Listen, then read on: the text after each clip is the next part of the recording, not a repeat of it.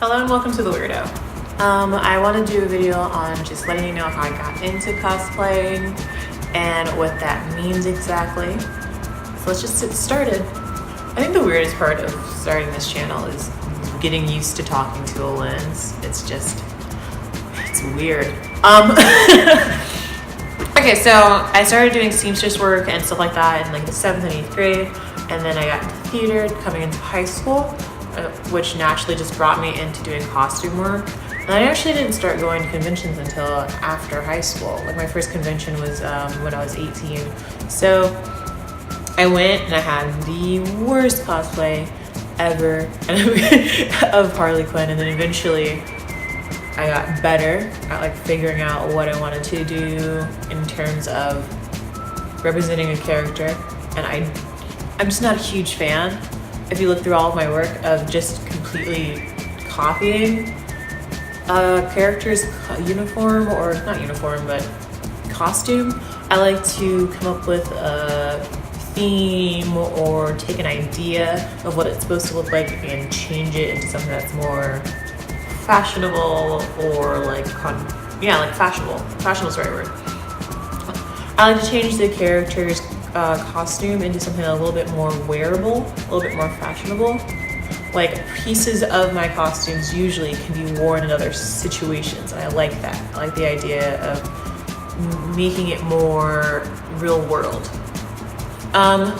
At conventions right now, I'm either working for the convention, like I'll be doing for AwesomeCon, or hosting panels like I do at Otakon. Now, working a convention is completely different than hosting a panel.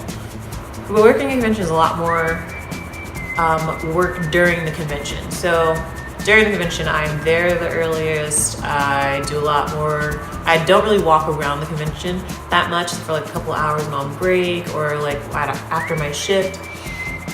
And it's a different feeling, because you're really just surrounded by staff. You're not really walking around or doing the convention when you're working for the convention. But I do love it, because I like seeing how conventions are made.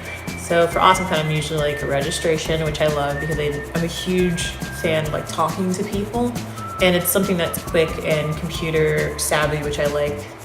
But then again, when it comes to hosting a panel, like I'll do at Otakon, it's a completely different feeling, because the work is mostly done in preparation. So when I get there, that's the easiest part, is hosting the panel. Months before, there's a lot of preparation when it comes to filling out forms, talking to the coordinator for the panelists, getting the ideas set up, making sure I have a nice presentation, which thank God I have someone who does graphics as my partner for all of my panels. And so my panel at Otakon, or most of my panels, talk about being a POC cosplayer, and I just want to talk about that for a little bit.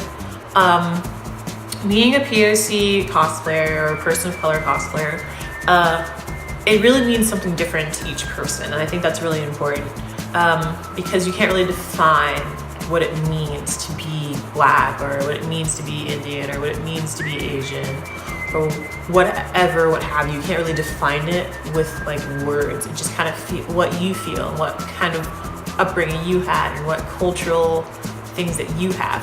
So something I always talk about at my panel is hair, because it always comes up, is how do you do cosplay with your hair, how to decide whether or not to wear wigs. And I always tell people that it's really your choice, because it's your vision. Whenever you do cosplay, it's really your vision of the character.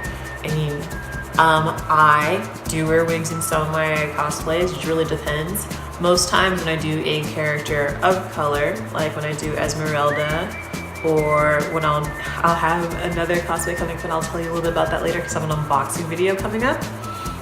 I tend to want to wear more ethnic, more, when I do characters of color, I want to wear more ethnic hair, and that's just how I feel about. And I try to wear more ethnic hair with all of my cosplays, or something simply that matches me as a person. So wigs are not my first choice. It's really just if I don't have time or the funds to do something I really want to do, then I'll wear a wig. It's just an easier process for me. But I love the idea of having a cosplay match me. Like with my Harley Quinn costume, I have a wig that looks like it could be my hair, and I think that that's important. Because I don't understand how hair has become such a huge topic in the Black community, but it really has. And I feel like that's silly. It's not real. Like, it's grown, like, I get what you mean. I get what it means, like, but like, it really isn't. Like, your hair is just I don't understand how it's become part of the culture. I mean, it's huge part of our culture is our hair. And so, I don't know. I tend to want to wear curly hair or just my hair in a cosplay. And that's how it is. Or braids in a cosplay, like, or something that like represents who I am as a person, and I am Black. And that's really what most of my panels are about. Me being a person of color. And I do a whole makeup panel on making things fit you, making a cosplay fit you as a person. And yeah, I think that's what it really means to be a POC cosplayer, is having your vision be represented, having you be represented. And I think that's what cosplay is being able to put yourself in a character. All right, well, that's it. Thank you for joining me. Like, share, and comment. I'll see you next week. And next week I'll be doing more restaurant stuff. I have 2 restaurant things that are being filmed right now. Well, goodbye.